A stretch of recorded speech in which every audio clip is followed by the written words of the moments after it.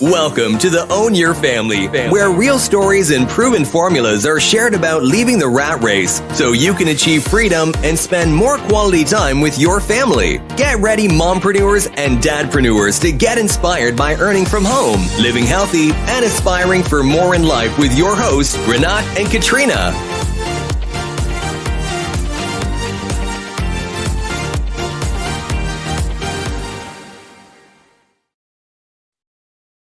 Hi everyone, welcome to our show. I'm Katrina Sevilla, and today we are super grateful to have a celebrated young inventor and writer who inspires us with her innovations in green energy to invent their solutions. So guys, make sure to watch and listen all the way through because today's episode is going to be incredible. Without further ado, allow me to present our today's special guest. She's a 24-year-old sought-after inventor and writer of her generation. She has been featured in numerous media outlets, including 2 appearances on The Tonight Show with Jimmy Fallon. She's also named the Global Brand Ambassador for Uniqlo Fleece. Our guest is a Filipino-Polish-Canadian who is one of Forbes magazine's 30 Under 30, Times Magazine's 30 Under 30, Glamour Magazine's College Women of the Year, Entrepreneur Magazine's Young Millionaires, and Popular Science's Young Inventor of the Year. She was recently chosen as one of 3 Canadian leaders of the United Nations Ubuntu Initiative and invited to become an Abundance 360 Scholar. This year, our guest became one of the campaign's faces of Maybelline's New York's New Green Edition makeup line, a major effort towards more sustainable practice and packaging in the beauty space. So please welcome Anne Makosinski, also known as Andini. Hi, thank you so much for having me here today. And thank you so much for being here with me on the show. And I'm very proud of what you have accomplished in both areas of science and art. So thank you so much for making us proud to be Filipino. Thank you. I'm very excited to be half Filipino. Yeah, so before we dig into your amazing accomplishments and the inspiring stories behind them, could you say hello to our Filipino audience as well around the world? Hi, everyone. Thank you for having me. Unfortunately, I can't actually speak that much Tagalog, but hello. Hi, thanks for watching. There you go. So yes, let's get started. And so I understand that your mom is a Filipino and your dad is Canadian Polish. So what was your childhood look like growing up in a mixed culture family in Canada? Right. So my mom had moved to Canada once my dad had married her. And they had been like pen pals and writing for many years before they got married. So it was definitely a very interesting childhood. I think both my parents came from not very wealthy backgrounds, and like my dad grew up during World War II or was like born right around that time in Poland. So yeah, he didn't come from much and my mom didn't either. So I think when they were raising me through their experiences, they thought that if they gave me less, I would be encouraged to be more creative with whatever I did have. And so I wasn't always given all the same toys or, you know, technology or games as my other friends, but whatever I did have, I was more innovative with. So my first toy was a box of transistors and other electronic parts. And then because I was given a hot glue gun, I would kind of collect garbage from around the house and piece together with my glue gun my very first inventions that of course never worked, but the idea of taking the resources around me and piecing them together to make something better kind of just came very naturally. And then, yeah, it was definitely interesting because I would go to Polish school every Saturday to learn Polish, and we would go to community things that were happening in the Filipino area of Victoria, which is on Vancouver Island where I grew up. But because the common language my parents spoke was English, that was the language that it was easiest to retain for me. But yeah, it was definitely very interesting. And I had my grandparents in the Philippines, so I actually only got to meet them 4 or 5 times in my life. And all my cousins still live in the Philippines, obviously. And then my dad's family was mainly all dead. So I had a lot of pseudo aunties and uncles from multiple cultures all the time. Yeah. Wow, that's a really mixed culture that you actually grew up with. And so I remember my husband told me, because he went to Poland to study Polish, and it's one of the most difficult languages probably that he ever had to learn. Yeah, it's definitely difficult. I can read really well. Like if you give me something, I'll read it out loud, but I have no idea what I am saying. But yeah, it's definitely, if I'm listening in on conversations in Tagalog or Polish, I can like kind of guess what people are saying, but I couldn't, do a word for word translation. That's right. And for your mom side, so like most Filipino moms, I'm sure that your mom has brought her traditional Filipino foods to Canada. So I'm just wondering what your favorite Filipino food is. I love my mom's pancit. She always makes, I feel like every person makes it differently, which is kind of what's really fun about pancit, but I really love when she makes that. Whenever I come home, she always makes it for me. And then she makes one of her friends. Oh no, my mom also makes really good biko. And then I forget what it's called, but it's like a purple taro soup with like tapioca and like sweet potatoes and stuff. Forget what it's called. Yes, I know that. It's called binignit. Binignit, yeah.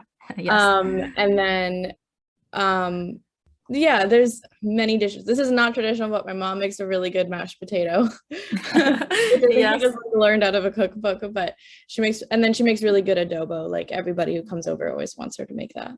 Right. Everyone loves the adobo, Filipino adobo. And yes, just like my children, they love pancit as well. So that's really nice about being a Filipino. When you move to another country, you get to bring as well your culture, your food, and it's so much fun coming together. Agreed. Yeah. Yes. So what do you like most about being Filipino, or should I say having a Filipino heritage? I think I really I enjoy that my mom is Filipino and her personality is, and the way she grew up is so affected by her heritage. And she is just also hilarious person who is always like dancing and singing all the time. And she's just so cute. So I love my mom. I love her friends that come over that are also Filipino and also bring really good food. I obviously love the food. And I just think the culture is so kind of welcoming, and like when I meet someone, I kind of have like a Filipino radar. I can kind of like tell who's Filipino, like if I go into a room, and then we'll like start talking and we'll bond very quickly, and I feel like we have this mutual connection that is really nice. I also feel like Filipinos are very innovative and very creative people. I was talking to one of my Filipino friends in LA last week who also moved from like Mindanao area, and we were both talking about we're just very creative people because we kind of some people may have grown up in circumstances where if something broke, they couldn't just like go and buy a new one. They'd try and fix it. And I think we've kind of all evolved to like be very creative with whatever we do have and try and piece them together. Right. When I just want to tell you a short story of how we found you. It's actually one of our team members was Googling. She was looking for people to interview, to showcase in our show. And she was so excited to have found you online. And she told me about it. So I said, wow, I can't believe that, we have a Filipino scientist and a young Filipino who is making a name in this area. And so we're really excited. And after a few days, I got a message from you. So I believe that, it's time for Filipino as well to step up, because there's so many Filipinos out there who are very creative as well, but just don't have the resources yet, or the support. But I believe that this interview will really gonna inspire a lot of our viewers, especially young Filipinos. I hope so. I hope so. So yes, I want to go to your project, which is a Holo Flashlight. So the real famous science project that gave you the Google award when you were just 15 years old.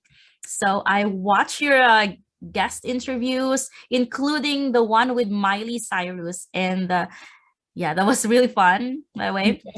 But what caught my attention was the inspiring story behind your invention, which is the Holo Flashlight. Tell us what this project is about and how the story goes back to your Filipino root.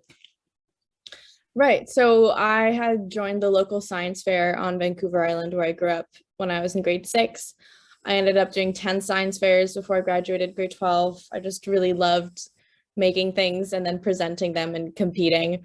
And most of my inventions were in the area of alternative energy harvesting, which is harvesting energy that's always around us, but we don't necessarily take advantage of all the time regularly just yet. So I had experimented with solar cells, piezoelectric discs, which harvest the kinetic energy. And I was also experimenting with thermoelectric generators, which harvest thermal energy. So when I was around 14 or so, my friend in the Philippines, who I'd met during one of my many visits, and we had like stayed in touch on Yahoo Messenger back when that existed. And she messaged me from an internet cafe, and she said that she had failed her grade at school. And she was really smart and just like my age, just like me. So I asked why, and she said, oh, well, my family can't afford to pay for electricity right now, so we have no light to study with at night. And that really kind of shocked me because I had grown up completely taking like flicking on the light switch at my home for granted. And I wanted to do something about that. So I set out to kind of create a light source that wouldn't require any batteries for my friend. So first I actually created a piezoelectric flashlight, which harnessed the kinetic energy. It was just like a wind up flashlight. But it was kind of just tedious to use and noisy and loud. And I don't know, I just didn't think people would enjoy it. So instead of harvesting the kinetic energy of humans, I decided to harvest the thermal energy, which using Peltier tiles. And I ended up creating the Holo Flashlight, which is a flashlight that runs off the heat of the human hand. Wow. This is a super relatable story, Anne, because I know exactly how it feels like to not have electricity at home.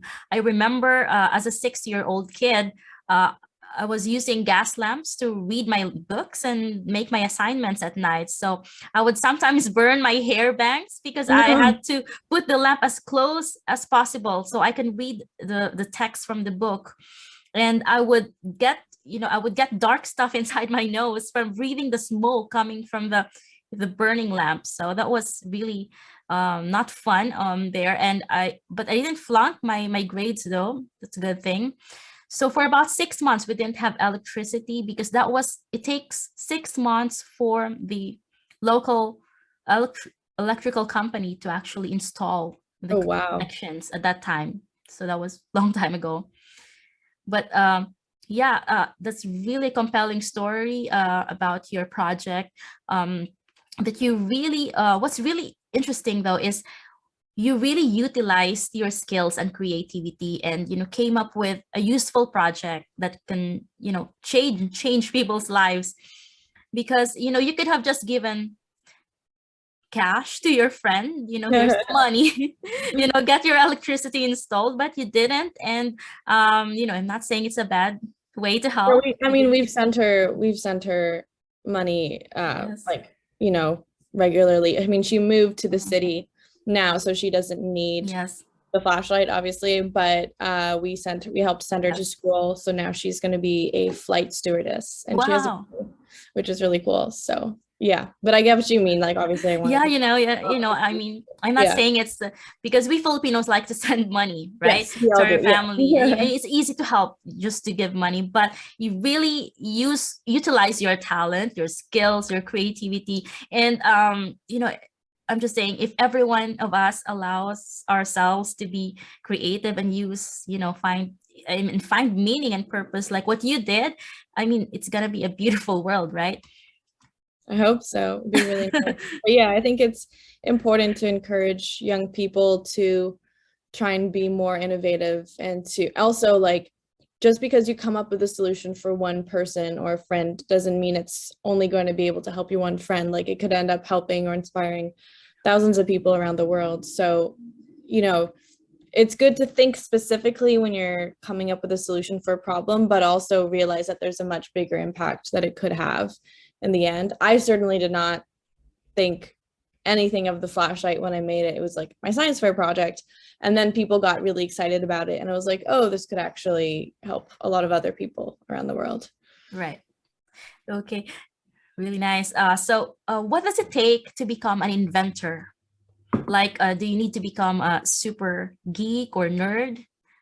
No, I think I'm writing a book on this actually right now, but I think anybody can be an inventor. I don't think it matters your age, your background, educationally, you know, anything, where you're from. I think we're all innately wired as human beings to solve problems, or else you would not have survived. The human race would not have survived until now. But I think as adults and as or young adults as well, we kind of create all these barriers for ourselves that prevent us from thinking we are able to solve problems. And we instead turn to consumerism, and we continually buy solutions for things when we need a quick fix for something. And I think I grew up with my parents always trying to fix something, even if it took hours or a day or two. We would always try to fix something if it broke, instead of throwing it out immediately and buying a new one. And I don't think my current generation has that mentality as much.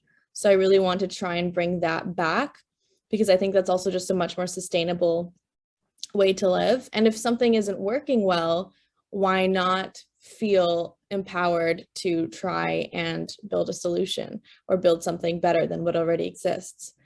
So I think to be an inventor, you just need to have a lot of persistence to keep on going, even if things don't always work the first few times.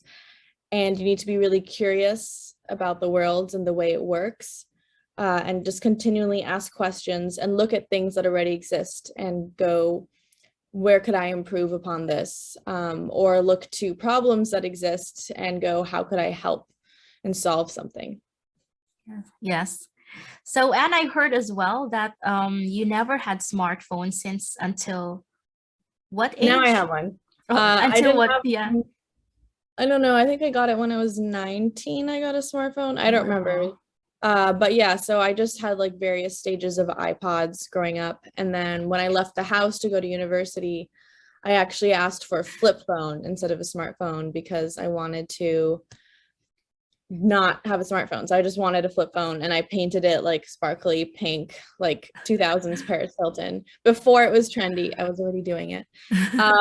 And then I eventually started working with Google Pixel, and got a smartphone. And I also started traveling a lot internationally to give talks and for various events. So my flip phone did not work when I traveled. So my parents were very concerned about where I was and if I was alive. So at that point I was like, oh, this makes sense. I need to get a smartphone. Yeah. Yes. But when you were in grade school or high school, you never had one, right? No, I didn't have one. Okay, good. So what were your favorite subjects at school as a young kid? My favorite subject was definitely English literature.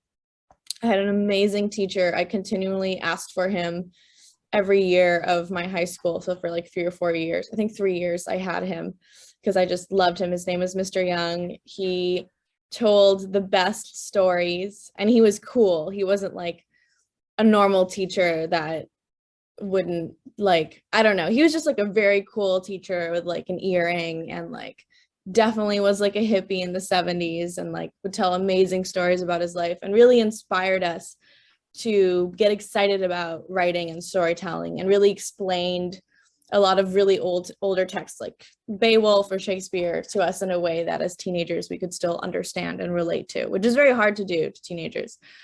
So I really loved his classes. In grade 12, I mean, I'd taken orchestra class and played the violin since grade 4, but in grade 12 I begged my parents to let me take drama class instead of orchestra, and I loved it. It was so fun, and everybody in that class was just so fun to get along with and put on, you know, plays and stuff. And I don't know. I kind of, it was more or less about the subject and more about the teachers for me. And if I didn't click with the teacher, I wouldn't also enjoy the subject as much. And I was really bad at chemistry and physics in high school. I actually had to do physics 12, which is like grade 12 physics in summer school after I finished grade 12 because I did so badly on it. I had to stop it midway through the year, and multiple chemistry teachers who, bless their heart, were very patient with me, told me like, you hate this, like you are not good at chemistry. And when I don't like something, I just won't do it. I don't know how to explain. This is just something that I've learned over the years, is if I'm not 110% excited about something, it's very, very difficult to force myself to learn it or get excited about it. And they were all telling me like, you probably shouldn't force yourself to do chemistry. So after a lot of extra help sessions, I ended up quitting chemistry mid-grade 12 as well, but I led a much happier existence after that. So what can I say? Right. So, Anne, you love art so much, right? Yes, for sure. Do you see yourself performing on stage one day? Oh, I don't know. I think it's one thing to enjoy acting, but I think I'm not built to be very good at it. I think I will do much better in a hosting position where I can like have my personality be on screen versus like memorizing lines and channeling something else. I mean, I took acting lessons here in New York for a year before the pandemic began, and it was a really amazing growing experience as a human being. Like, I would recommend everybody, even if you do not want to become an actor at all, to take an acting class, because it really pushes you outside of your comfort zone and just forces you, no matter what job you may regularly have or how you see yourself, to just show up and do what you're told, even if it's the most outrageously embarrassing thing, like hobbling across the floor and pretending you're like a cow or something. Like, you just have to show up and you have to commit 100%, or else it's not convincing, and it's even more embarrassing when you don't commit. So it was a very great learning experience. But yeah, maybe I would like to act at some point, but I think I definitely need to take some more lessons before I try. Okay, that's great to know. So, what advice can you give to young Filipino children who are gifted with talent, or highly skilled, but don't get the support from their families due to whatever reason? It could be financial, emotional, or environmental reason. I think the best piece of advice I can give is really to not be afraid to ask for help, especially, older people. If you're reaching out over the internet, tell your story to them in a few words, if you can, or a few sentences on LinkedIn, and ask for assistance or mentoring, or just to grab coffee, or just to have a phone call with someone and ask them about their job. That's actually called informational interviewing, which is where you just like ask to speak to someone who works in a position you would one day love to be in, and just ask them about their workday. That is always really helpful. But I think older people will see a younger version of themselves in you, and they may be more inclined to help than you may imagine. I think also living in New York, everyone here is very outspoken. They don't really hold back. And as a Canadian and, as a Filipino, I was like, oh, everyone's so rude here. But then I realized it's kind of actually really important that you do speak up when things aren't fair, or you are wondering about something or curious or want something. I think it is important to be bold and to ask for it, because you never know what you can get until you ask. And obviously, it's very difficult depending on your home situation or financial situation to get started. But I think as Filipinos, we are innately all very clever, and we're all very innovative people. And if you really want something, if you dream about it every day and it's what you want to accomplish, I'm sure you'll be able to find a way to do it. But make sure you put aside a little bit of time every day, even if it's just like 10-15 minutes after work, to work on your passion and what you want to do. Wow. I guess the biggest takeaway that I learned from this interview is really like what you said, never be afraid to ask and to speak up. Yeah, Yes. for sure. I mean, Yes. don't be afraid to ask, to speak up, and be bold, make bold choices, take some risks. Don't go like do take educated risks, where you calculate what might happen. But I think, also my mom is very traditional and so is my father. So for me to tell them that I was moving to New York to study acting or to like try and host a TV show and like do all these very kind of out there things was quite frightening for them at first. Now they're more behind it, but I think you also always have to be your own biggest cheerleader in life and push yourself every day to try and be a slightly better version of yourself or more productive or whatever, or or also I realized that I don't always take enough time to enjoy life. I think I just kind of worked so much as a young kid. So now I'm trying to be like, okay, I actually want to like do something enjoyable today, and take some time off for myself. So I think that also self-care and being very conscious of your mental health is really important. And it's really important to check in with yourself, especially when things aren't going well, and seeing what you can do or who you can reach out to get some help. Yes. So how do you treat yourself, for example? Let's say you got a break and you have some spare time that you feel like you deserve to be treated. What do you do? I will have dance parties in my room by myself. I find those very enjoyable. I'm very introverted, however. I also love watching films and TV shows a lot when I want to take breaks. And reading is also really nice, or seeing a friend or two to catch up with them is really nice. Those are all kind of more fun things that I enjoy doing. Yeah. Yes. And also, Anna, here in our show, we also love to talk about personal finances. So do you have any best money practices that you'd love to share with our younger generation? My mom would tell you right now I'm not the best with my finances.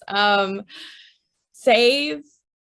If you don't need it, it's too expensive, so don't buy it.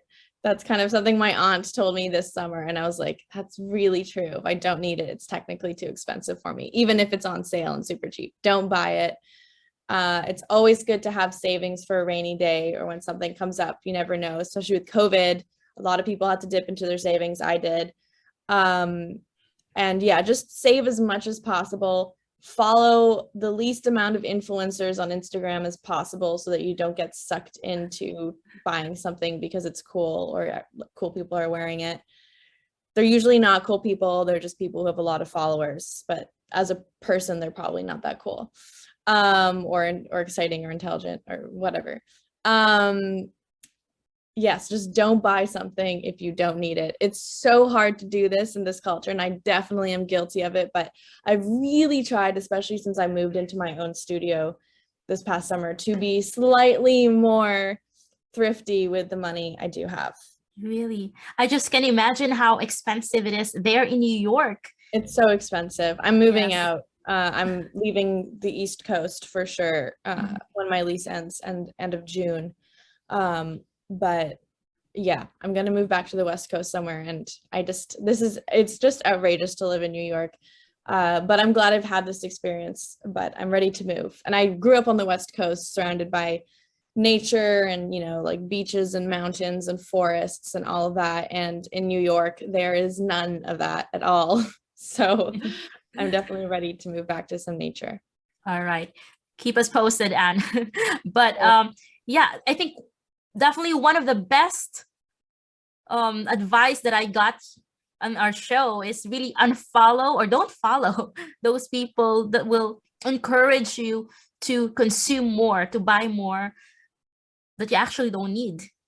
Yeah, so it's that's really the best. hard. It's hard to do that, and I definitely, like also, but those people who are encouraging to buy something, they're also getting paid to say that, and that's the way that they make their living and money, which is great for them. And I do the same thing where I will on occasion do sponsored posts on Instagram or whatever. So it's really, you can consciously follow someone as well, where you go, I see what they're selling, but I don't need to buy it, and that's also a very strong form of resistance, because we are constantly inundated with ads and, people or stores trying to sell us things. Even when we scroll through Instagram, even if we don't follow an account, an ad will pop up for them. in their feed, which is, I hate that so much. So we just have to be very conscious of what kind of content we are absorbing. That's true. Very true. Thank you so much, Anne, for that wonderful advice. It's one of the second biggest takeaway that I got from this interview as well, is your money advice. But yes, none of our guests leave without their favorite or sharing their favorite inspiring book. So can you share with us your favorite book, including the title and the author? My favorite book. I'm looking at my bookshelf right now. What is my favorite book? All right. Well, if I do a fictional book, which is more of a children's book, but my favorite book is The Phantom Tallbooth by Norton. Let me look up his name. Juster, I think. By Norton Juster. The Phantom Tallbooth by Norton Juster is by far my favorite book that I read. I would keep a copy under my pillow, and every night before sleep, I would read a little bit of it before bed. So that's like my favorite fictional book. My favorite non-fictional book. I mean, I'm reading a lot of, this is fictional. I'm reading a lot of Shakespeare right now, and I'm really enjoying reading his plays out loud to myself. My favorite book, I read a lot of autobiographies about dead people in history. So I can't really give a singular book that's my favorite. Yes. Okay. I like all books that I read. If I don't finish the book, I clearly do not like it and will not remember it. But I don't have a favorite book yet in my life. I do read a lot, but I like all the books I read, and I couldn't pick one as the best book. There is one book, if you're looking as an inventor to become more creative, or like as a person who wants to feel more creative, it's called Stoking Your Creative Fires, and it's by Phil Cousineau. His last name is spelled Cousineau, and I really recommend his book. That is actually one of my favorite books about creativity and inventing. And he studied under Joseph Campbell, who kind of wrote about the hero's journey. So I highly recommend Stoking Your Creative Fires. It's a fantastic book. Great. Thank you so much, Anne, for sharing your book. I'll definitely check them out. Seriously, awesome. I love compiling different books, but and making summaries, but mostly about inspirational and motivational area. So, but I will definitely check that out because it's a different area. And so, Anne, what a pleasure to have you on our show. Thank you so much for sharing your story and making us proud again to be a Filipino. So before I let you go, would you like to share your upcoming events with our audience? Yeah, so thank you so much for having me. I really enjoyed it. Right now, I'm still going to school virtually. I'm trying to finish my degree in English. I'm writing a book about the inventor's mindset that I will soon be pitching to publishers, which I'm really excited about. And I've been working with a production company, and we are pitching a show that I would like to host about futurism. So those are all in the work. And then I'm also trying to develop and get off the ground this documentary about Anna May Wong, who was the first Asian American actress in Hollywood to ever be big. So I'm trying to get that off the ground, fingers crossed for that. And yeah, many, many things. So all over the place. Yes, thank you so much. And so, yeah, that's all for today's episode. Thanks for listening. And thank you so much, Anne Makosinski, for joining me today and for sharing your inspiring story. Thank you for having me. All right. There you go. So, Anne, you know what? I'm so inspired. You're really a good, you're an example to a lot of young kids. Can you imagine you're not... Thanks for listening. Join our online family by signing up for your free account at www.ownyourfamily.com and begin your journey to freedom. Want to get there faster? Book a strategy call with us at ownyourfamily.com/book a call. As always, be sure to leave a rating and subscribe to our podcast and channel so you never miss a future episode.